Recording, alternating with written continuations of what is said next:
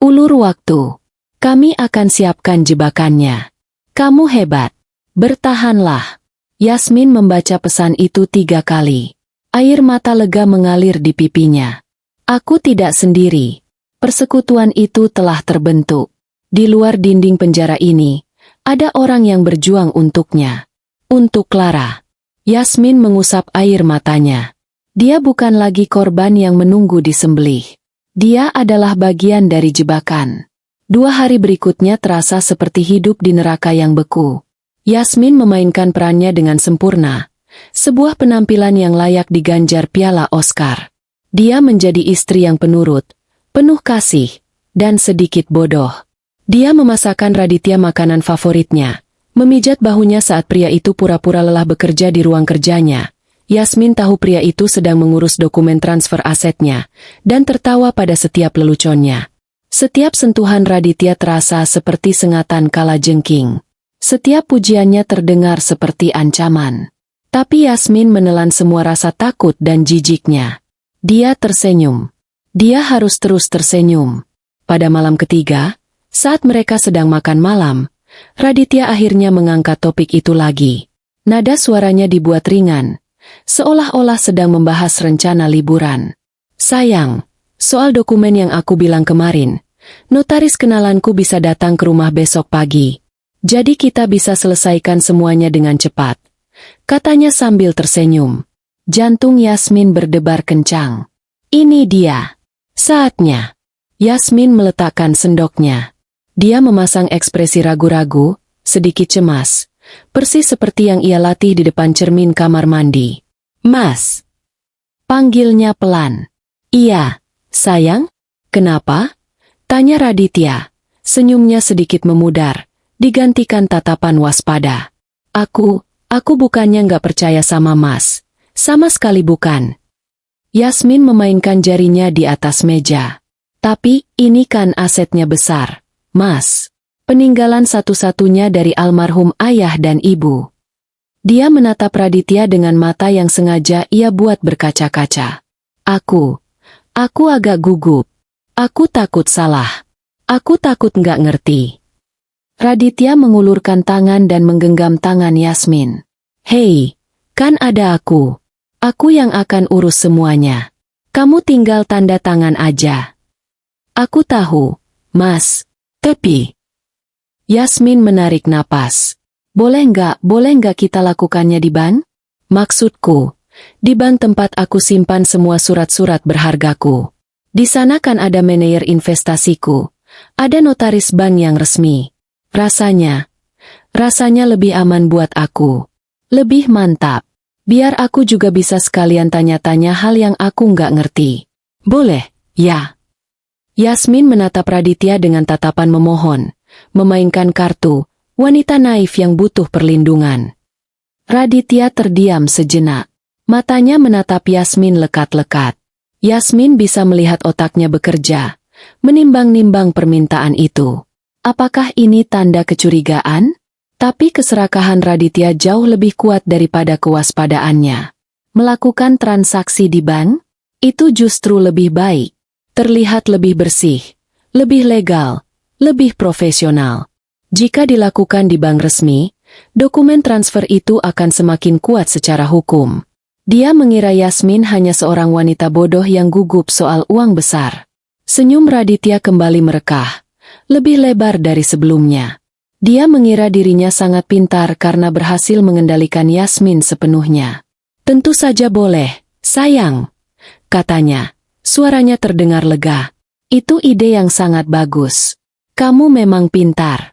Tentu kita lakukan di bank kamu. Biar kamu merasa tenang dan aman. Itu yang paling penting. Yasmin tersenyum lega. Senyum yang tulus karena bagian pertama rencananya berhasil. Makasih ya, Mas. Kita bisa atur hari Jumat? Biar sekalian akhir minggu. Jumat. Sempurna, kata Raditya.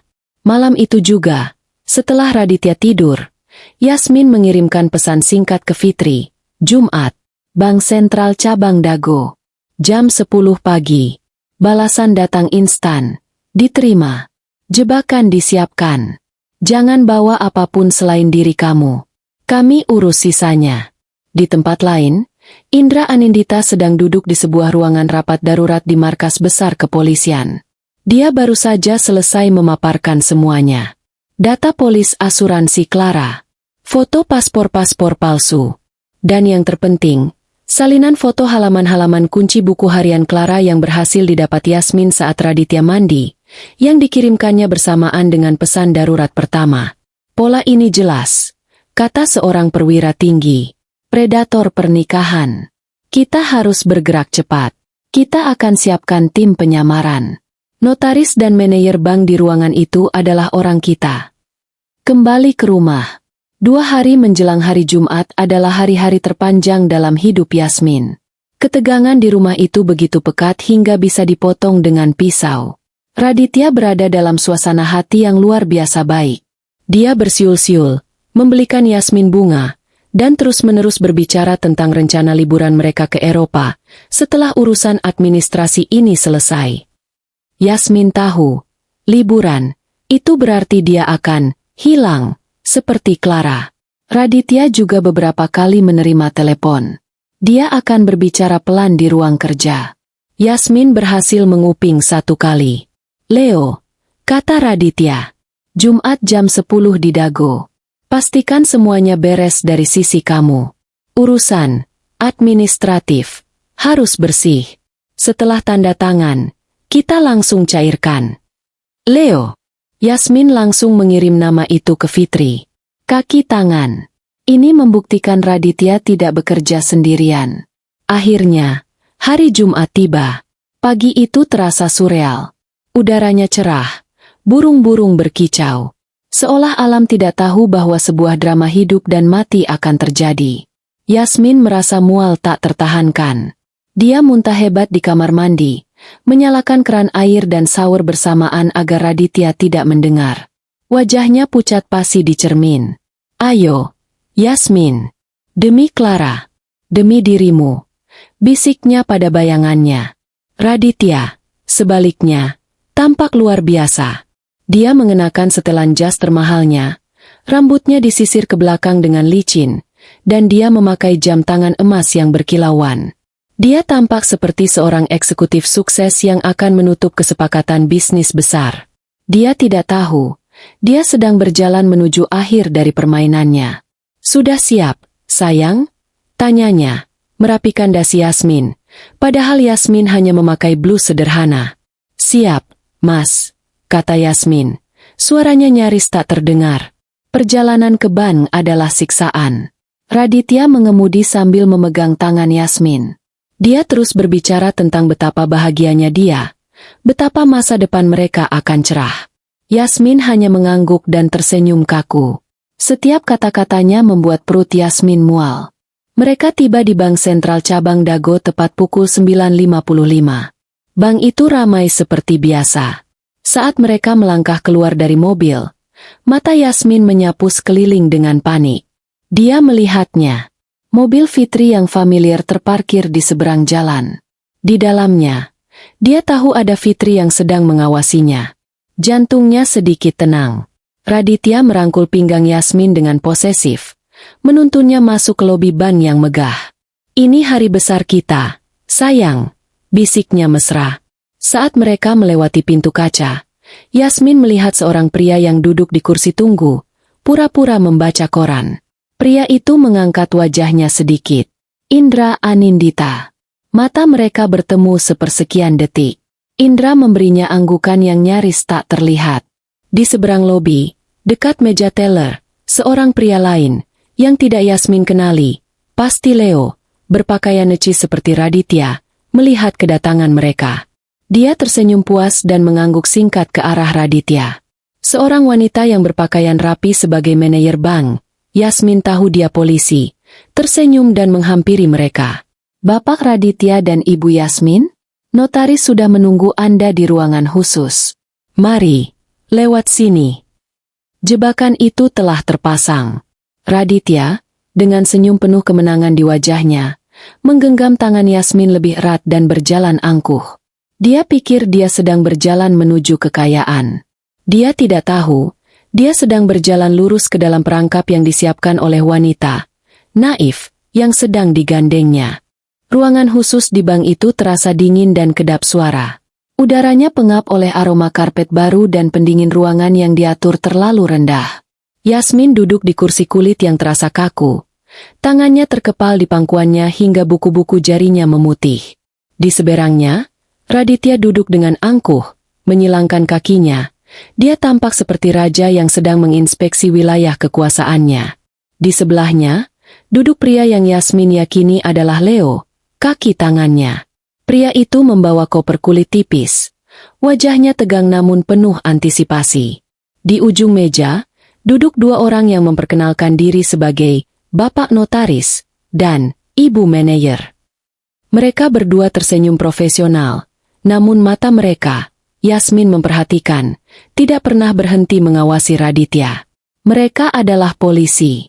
Yasmin tahu itu. Fitri dan Indra pasti ada di suatu tempat di luar sana, mengawasi, menunggu. Baik, kata si notaris. Seorang pria paruh-baya berkacamata tebal. Dia membuka tumpukan dokumen tebal di atas meja. Ini adalah akta pengalihan aset yang diminta oleh Bapak Raditya dan Ibu Yasmin. Semuanya sudah kami siapkan sesuai prosedur. Mata Raditya berbinar. Kilatan keserakahan yang tidak ditutup-tutupi melintas di wajahnya yang tampan. Dia menoleh ke Yasmin. Senyumnya begitu manis hingga terasa memuakan. Lihat, sayang, cepat, kan? Profesional, bisiknya, seolah mereka sedang berbagi rahasia yang menyenangkan. Leo membuka kopernya, mengeluarkan set dokumen lain. Ini dokumen pendukung dari pihak kami, katanya singkat, menyerahkannya pada si notaris. Jantung Yasmin berdebar begitu kencang hingga ia takut Raditya bisa mendengarnya. Ini adalah panggung sandiwara terakhirnya. Dia adalah pemeran utamanya. Ibu Yasmin, kata si manajer bank, suaranya lembut namun tegas. Apakah ibu sudah membaca dan memahami semua isi dokumen ini? Ini adalah pengalihan penuh seluruh aset warisan Anda kepada suami Anda, Bapak Raditya. Raditya tertawa ringan. Tentu saja dia sudah paham. Kami sudah membahasnya. Istri saya percaya penuh pada saya. Iya kan, sayang? Yasmin mengangkat wajahnya. Dia menatap lurus ke mata Raditya. Mata yang pernah ia puja, yang kini terlihat seperti mata ular yang dingin. Dia mencoba mencari sisa-sisa pria yang ia cintai. Tidak ada. Yang ada hanya predator yang lapar. Iya, Mas, bisik Yasmin. Baik, kata si notaris. Dia mendorong pena mahal dan satu dokumen paling atas ke arah Yasmin. Kalau begitu, silakan Ibu Yasmin tanda tangan di sini. Ruangan itu hening. Semua mata tertuju padanya. Pena itu tergeletak di atas kertas. Menunggu. Ini adalah saatnya.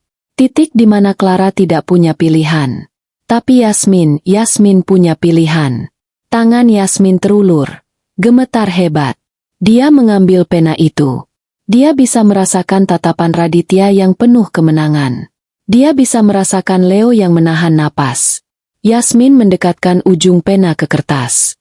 1 milimeter lagi. Lalu, dia menjatuhkan pena itu. Pena itu jatuh ke lantai dengan suara pelan. Tapi di keheningan ruangan itu, suaranya terdengar seperti ledakan. Raditya membeku. Senyumnya lenyap. Sayang. Leo menegakkan duduknya. Matanya menyipit curiga. Ada apa, Ibu Yasmin? Tanya si notaris, memainkan perannya. Anda baik-baik saja. Yasmin menggelengkan kepalanya pelan. Dia tidak melihat ke notaris. Dia menatap lurus ke arah Raditya. Aku nggak bisa, Mas, katanya. Suaranya gemetar, tapi bukan karena takut. Karena amarah. Wajah Raditya mengeras. Yasmin, jangan main-main. Ambil penanya dan tanda tangan. Desisnya. Nada suaranya rendah dan mengancam. Dia tidak lagi berpura-pura. Aku nggak bisa tanda tangan. Ulang Yasmin. Suaranya kini lebih kuat.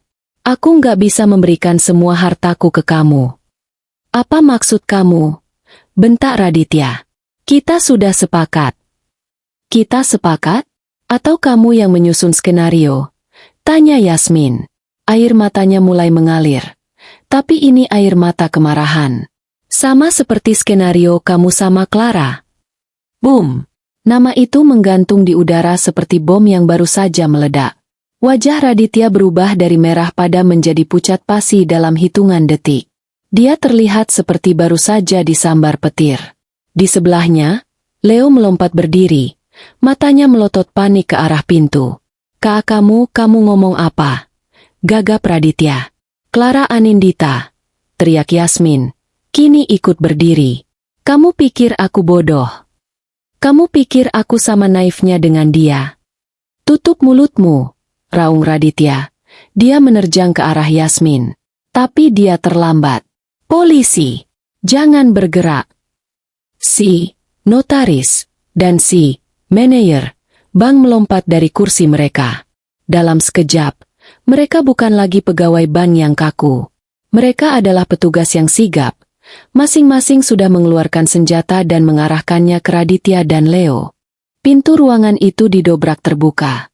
Dua petugas berseragam masuk, diikuti oleh Indra Anindita, yang matanya berkilat-kilat penuh amarah yang terpendam selama setahun. "Arya Wiguna, alias Raditya," teriak si notaris. "Anda ditangkap atas dugaan penipuan, pemalsuan dokumen, dan pembunuhan berencana terhadap Clara Anindita." Leo tidak melawan. Dia langsung mengangkat tangannya tinggi-tinggi.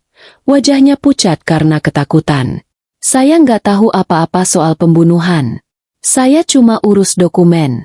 "Dia otaknya," teriaknya panik, menunjuk Raditya. Tapi Raditya, dia adalah predator yang terpojok. Dia menggeram seperti binatang buas. Dia melihat Yasmin, satu-satunya penyebab kehancurannya. Dengan gerakan putus asa, dia mencoba meraih Yasmin untuk dijadikan sandera. "Yasmin, awas!" teriak Indra. Tapi Yasmin sudah siap. Dia menendang kursi ke arah kaki Raditya, membuatnya tersandung. Tepat saat itu, petugas berseragam meringkusnya dari belakang, membantingnya ke meja. "Lepaskan! Kalian gak punya bukti apa-apa." Raditya meronta-ronta di atas meja. Dokumen-dokumen transfer asetnya berhamburan di wajahnya. "Ini semua jebakan. Istriku gila." Indra berjalan mendekat. Dia melempar sebuah map ke atas meja, tepat di depan wajah Raditya yang tertelungkup. Map itu terbuka, memperlihatkan foto-foto salinan buku harian Clara. "Ini buktinya, bangsat," geram Indra. "Kalimat terakhir adikku. Untuk Clara." Raditya terdiam. Dia melihat buku harian itu. Tamat. Yasmin berjalan mendekati suaminya, mantan suaminya. Dia menatap wajah tampan yang kini penuh keringat dan kebencian itu. Dia menunduk. "Dan untukku," bisiknya. Petugas memborgol tangan Raditya dan Leo di belakang punggung mereka. Rencana sempurna itu hancur berantakan. Saat Raditya digiring keluar, matanya terkunci pada Yasmin. Tatapan itu penuh kebencian. Bagaimana kamu bisa tahu?" desisnya, tidak percaya. Yasmin menatapnya dengan dingin. Dia tidak lagi takut. "Rencana sempurna kamu gagal total, Mas," kata Yasmin, suaranya tenang. "Gagal hanya karena satu kotak musik tua yang lupa kamu buang."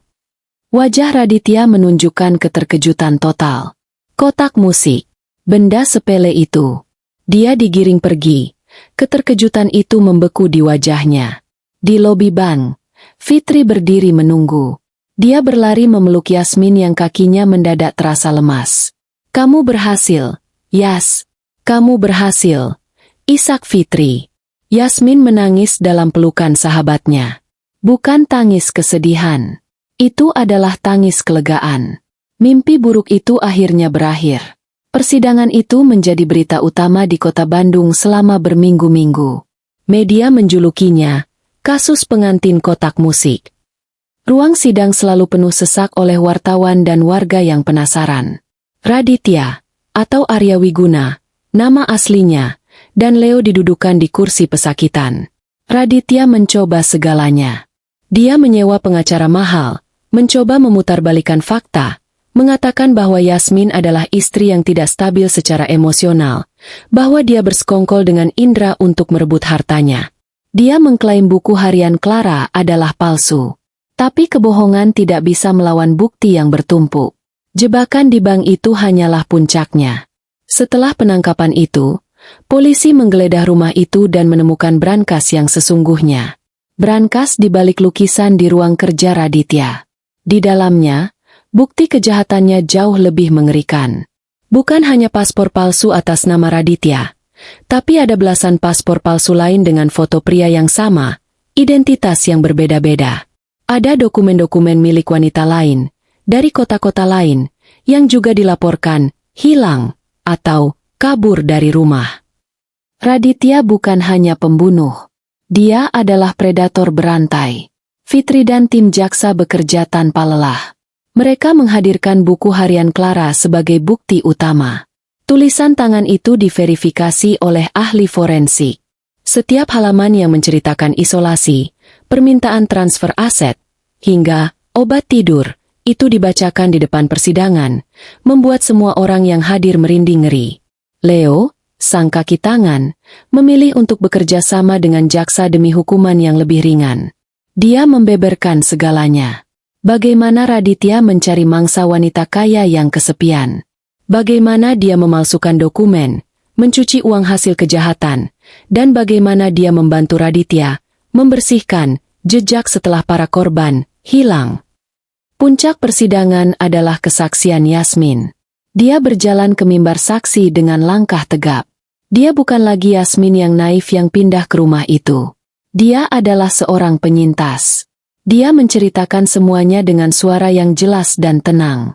Tentang kotak musik, tentang foto, tentang gaun pengantin yang identik, tentang telepon gas lighting dari Raditya, tentang kengeriannya saat membaca buku harian Clara, dan tentang bagaimana dia harus bermain peran sebagai istri penurut, tidur di sebelah pembunuh demi menjebaknya. Raditya menatapnya dengan kebencian murni dari kursi pesakitan. Yasmin balas menatapnya. Lurus di mata. Dia tidak membuang muka. Dia tidak takut lagi. Akhirnya, hari putusan tiba. Palu hakim diketuk 3 kali. Suaranya terdengar seperti lonceng keadilan yang menggema di seluruh negeri. Raditya alias Arya Wiguna terbukti bersalah atas pembunuhan berencana terhadap Clara Anindita, penipuan berlapis, pemalsuan identitas, dan percobaan pembunuhan terhadap Yasmin. Hukuman, penjara seumur hidup. Leo dihukum 20 tahun penjara. Indra Anindita menangis terseduh-seduh di kursinya, memeluk Fitri. Keadilan untuk adiknya. Setelah setahun penuh keputusasaan, akhirnya tiba. Yasmin memejamkan matanya.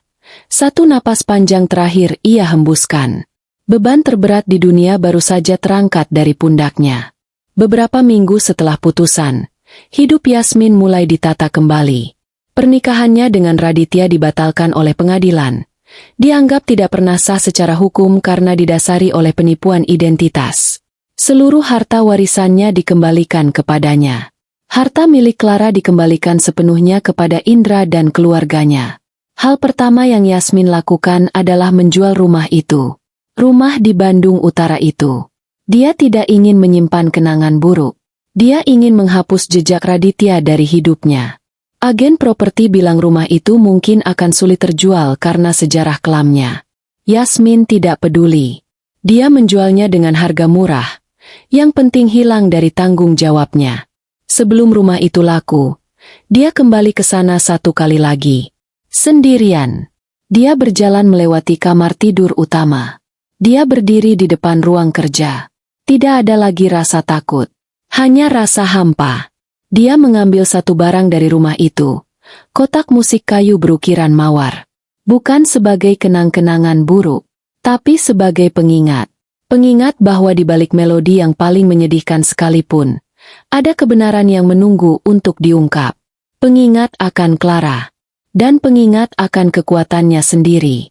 1 tahun berlalu.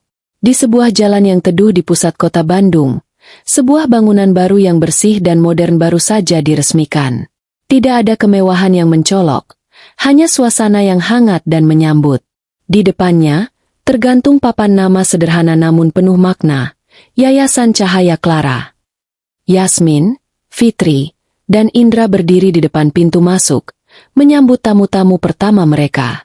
Setelah persidangan, mereka bertiga memutuskan untuk menyalurkan duka dan trauma mereka menjadi sesuatu yang positif. Mereka mendirikan sebuah lembaga bantuan hukum gratis, khusus untuk perempuan korban penipuan, kekerasan domestik, dan gaslighting. Indra menyumbangkan sebagian aset Clara untuk mendanai yayasan.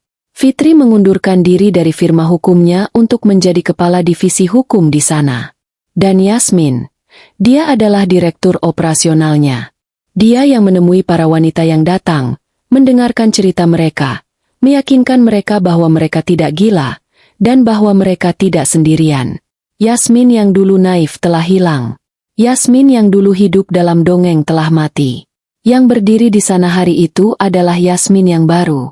Seorang wanita yang ditempa oleh api pengkhianatan, namun tidak hancur. Dia tidak hancur. Dia terlahir kembali.